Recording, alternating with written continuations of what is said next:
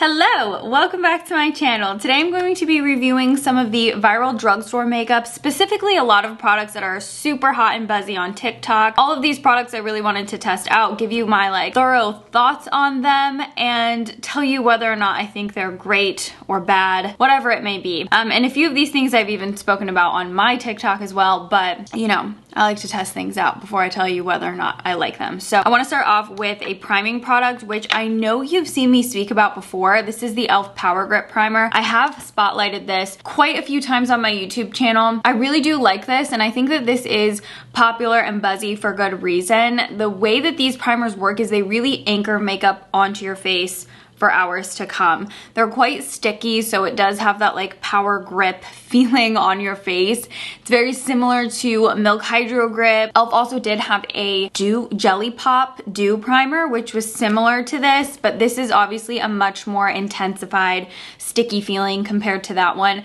I like this. I have dry skin. I think it works wonders for not only making my makeup last longer, but helping to combat some of the visible dryness and texture on my skin as a result from dryness. So I do really like this, especially in hot weather. I wear it a ton when I'm in Florida because I feel like it's one of the things that really keeps my makeup locked in place for hours to come throughout the, humidity and things like that. And to me, a primer like this is actually really great year round. I tend to reach for it more during the summertime, but I do feel like this one is viral for good reason. I just don't know if I see myself needing to repurchase anything that's more expensive than this. Not saying anything bad about the Hydro Grip. I still love that primer and I still have it. It's just this is a good, more affordable version of it. Now, another product from e.l.f. is the e.l.f. Daily Dew Stick. So when I first purchased this, I was using it pretty regularly. I liked that it's kind of a soft, illuminating strobe on the skin, but nothing too intense.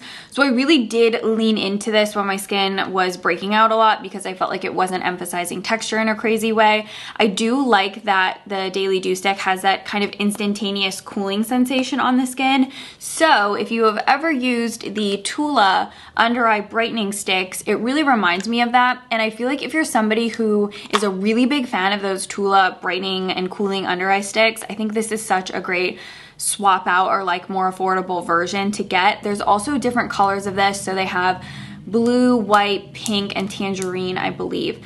Tangerine's more of a soft, really warm toned gold. It's not gonna give you anything too crazy. It's not gonna make your highlight pop off of the face. I think I would probably say this could be a pass for me. After my skin wasn't quite as textured, I just didn't find myself reaching for it quite as often. Although I did really appreciate it when my skin was really textured. So for me, it's not that huge of a game changer, but I did really enjoy it when my skin was textured. So as of right now, it's not a must-have, and it could definitely be a pass on my part. The e.l.f. Halo Glow. I can't get enough of this. I feel like this is so amazing.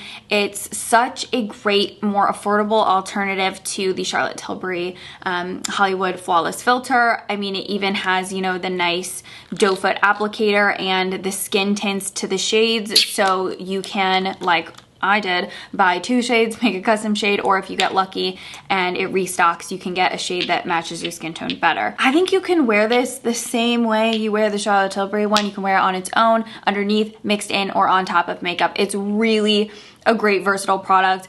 I have worn it every single day since I've purchased it. If I was wearing makeup. If I wasn't wearing makeup, I didn't wear it, but every single time I have done my makeup, I have worn it. I am wearing it today.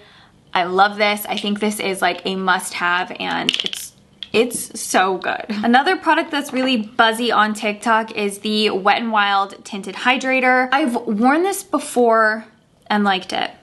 For whatever reason, every single time I've tried it, past the point of me liking it, I don't like it. I initially remember really enjoying this product, and then now I feel like it looks quite splotchy on my skin. I feel like if anything, it just doesn't give me good enough coverage to, help hide my hyperpigmentation. I feel like it doesn't look dewy on my skin, which is kind of spooky because this is supposed to be softly luminous, and a lot of people say they really like how it makes their skin look a little bit dewy.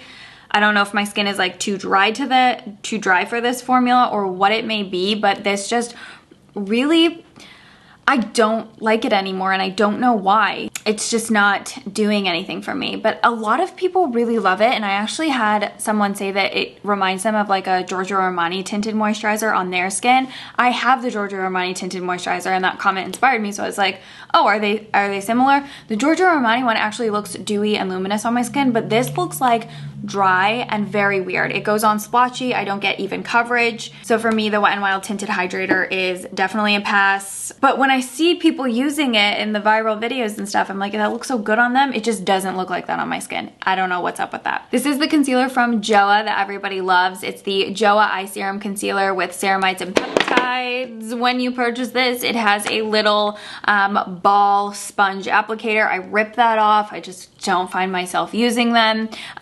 I also like how it just tends to keep the product a little bit cleaner, not as messy of an application, and you can use, you know, a tool of your choice to get the most precise application as possible. This is very fluid and lightweight. It's a very serum-like consistency concealer, so it's great for the under eye area because it's not quite as heavy and creamy. So I do find significantly less migration and less creasing when I'm using a product that has a formula, you know, more similar to this one, where it's just not as prone to like settling under there and moving around throughout the day. So I like this.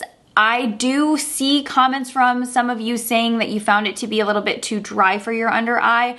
I personally do have dry under eyes. I always wear an eye cream or a little bit of extra facial moisturizer, and I haven't had any issues with this. So I do prep my under eyes accordingly, and that could be why I like this so much as someone with a dry skin type. I haven't had any issues with it. I think it looks so nice, lightweight, and just really wakes up the under eye in a really natural looking way. It's obviously not as beaming and bright as my NARS Radiant Creamy Concealer or my Kosas Concealer, but I've been liking that because I haven't been wearing as full coverage makeup lately. These are really having a moment on TikTok, the Revolution Shimmer Bombs. This one specifically in Light Beam is a dupe for Fenty's Diamond Milk. It's a crystallized clear gloss with really flashy pearl pigments in it, and it just makes the lips look ultra juicy, wet, kind of like that really reflective, shimmery look without being like too Y2K. So it's a nice flattering one. I also have Starlight, which I really like. This is just like a straight up beige shimmer, a little bit more frosty, so perhaps not everybody's favorite.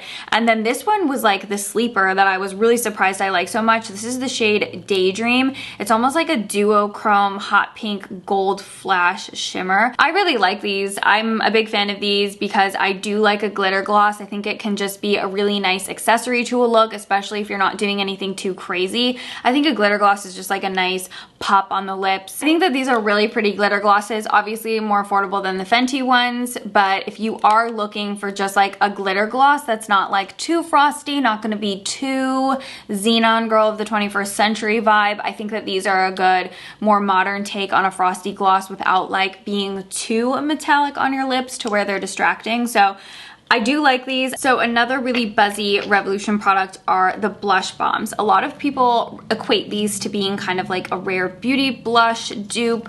I haven't swatched all of the Rare Beauty ones, and I also only own like 2 of the Rare Beauty blushes. So from the ones I have from Revolution and the ones I have from Rare, I don't have any exact like shade transfer overs or shades that I find comparable. But I do feel like these are a really nice, more affordable alternative. I do think that the Rare ones are slightly more punchy, and I do personally find the Rare Beauty formula slightly easier to work with, which I know sounds crazy because they're so much more intensely pigmented, but this blush bomb formula is a little bit more slippy. It's like a little bit more hard to control on certain areas of my face, I guess I would say. It's just not as substantial and like kind of thick of a formula as the ones from Rare. So I do find that occasionally, if I'm wearing something a little bit more full coverage, the Revolution ones have caused a little bit of lifting underneath my makeup. But if I do anything that's like light coverage and I'm not wearing like a full-blown foundation, I'm wearing like a tinted moisturizer, I haven't had any issues with it lifting up my makeup. Overall, I do really like these, but I don't really like crave these over my other cream blushes. You know what I mean? Like I really like a true cream blush versus like a liquid blush personally. So I just don't find myself really reaching for those quite as much. Although I do like this mauve shade specifically in Rose Lust. I think this one's a really pretty shade and I don't have like any other blush that would be comparable to this one. So next thing, random enough, I'm not doing these in any particular order by the way, but this Vaseline stick. This has TikTok girls in a chokehold. The Vaseline All Over Body Balm. Yes, I like this. It's kind of like having a giant Vaseline chapstick and you can put it on your face. So I was using this to kind of use as like a barrier cream on my face when I was using tretinoin, but I'm like flabbergasted that this is like so crazy loved. I also think that a lot of people like the shimmering version of this, which I have seen people put on their body and I do think it looks really nice and pretty.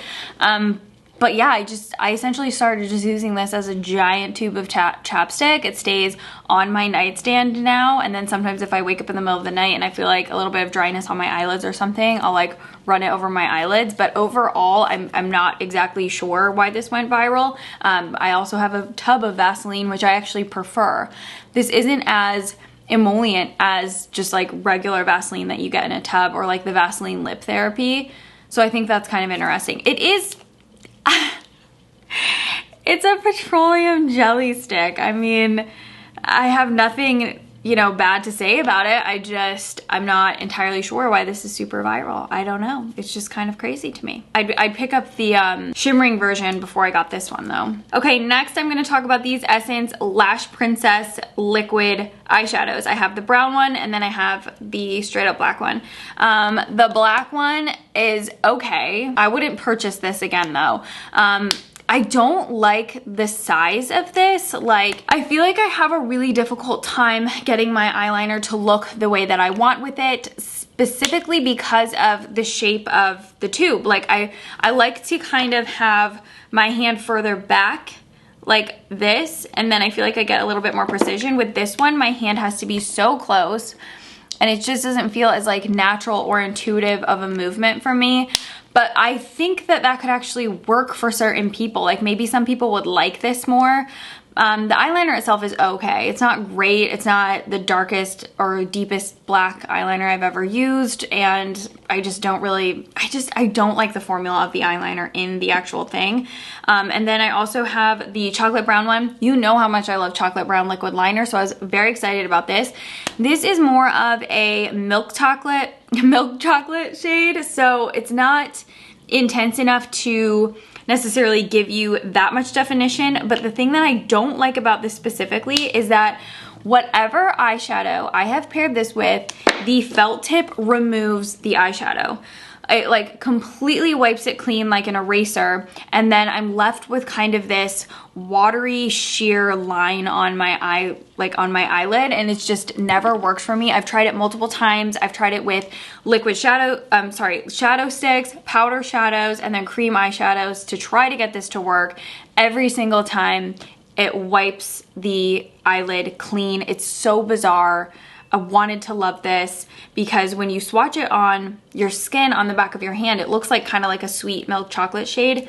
It doesn't work on the skin on my eyelids. So those are like a complete pass for me. L'Oreal Infallible Fresh Wear Bronzer, love. Super similar to a lot of high-end bronzers. It's got that nice, slick, really finely milled powder to where it's just emollient and glides over the skin absolutely beautifully. I do think that L'Oreal makes some of the best setting powders at the drugstore. I think that their formula, especially in the Age Perfect line, it's a lot of really nice creamy formulas. Even with the liquid products, they just tend to be like some of the more elegant formulations from the L'Oreal line, in my opinion. There's a lot of really great shades in this line as well. It's not chalky, it's not muddy, it doesn't look, you know, dry on the skin or anything, and I just think that this is a really great, beautiful bronzer. So that is definitely something that I use pretty regularly since I've gotten it. Now, the next two products are not necessarily new, but they're really having their moment online right now. So the first is the Mega Glow Hello Halo from Wet n Wild. I love this. I have loved this for years. I think it is such a great, really intense liquid highlight. It's also really affordable and it's beautiful. It gives you that really nice lustrous sheen on the skin that can be really built up if you want it to be super intense, or you can really sheer it out and get it to look nice and glazed on the skin. Now it also has a really, I want to say kind of like a little bit more of a drier formula. Now I do have a dry skin type though, so that could kind of lean into why I feel like this doesn't stay quite sticky on my skin, especially when I sheer it out. Like, look at that. That is so stunning. It just reflects the light in the most gorgeous way. It's also in this really nice, cute, compact tube. I like this. I'd recommend it. I've loved it for years. Now the other one, again, not super new, but I will rave about this for years to come, the LA Girl Pro Mixing Pigment, specifically in the shade yellow. I have quite a few base products that I really love, but the undertone is just not quite there. So I've been mixing it with other foundations to kind of try to get a custom shade match, whereas with this, I can just put a couple drops into the product and it immediately just makes it match my skin so much better, to where, you know, between my face and my neck, you don't see like the differentiation in the undertones. So this has been great. I will say, if you mix it with something super dewy or super matte, it's going to keep the finish of the product. However, if you do have products that lie somewhere in the middle to like a satin matte or like a soft powder finish, I have found that it's made those types of products look a little bit more matte. The product itself has more of a powdery finish itself, so mixed with things that are more on the satin side, it tends to make them lean a little bit more in the matte finish. But you can fix that with a dewy setting spray. Not bad. Last thing I want to talk about, the NYX Shine Out Loud liquid lipsticks. Everybody seems to be loving these. I like them too. I wish that NYX had more shades that were a little bit more flattering. These two I do like. This one is Toto Baller and then Goal Crusher. So that's the nude one. You get your longwear lip color on one end and then your shiny gloss on the other. I think that these are really comfortable wear. I really like the way that they feel on the lips. I enjoy these and I wear them. However, I feel like just the shades, they're like not my ideal shade. So I find myself mixing them with other colors. However, the formula of the product itself is really good. So I do like these, but they're not a must-have for me. I still like my Chanel ones so much better. So that is everything I wanted to talk about in this video. I will continue to do these if you like these. I think that it'd be a nice way to kind of round up final thoughts and speed reviews on products that are really hot and buzzy, going viral. You can, you know, hopefully determine whether or not something would work for you, taking into consideration like my skin type and the way that I, you know, like to wear makeup, or like the types of products that I tend to lean towards. So I really do hope that this was helpful. If you have tried any of these, I would love to know your thoughts. Thank you so much for watching this. I will list and link everything in the description box down below for you, and I'll see you in my next video. Bye.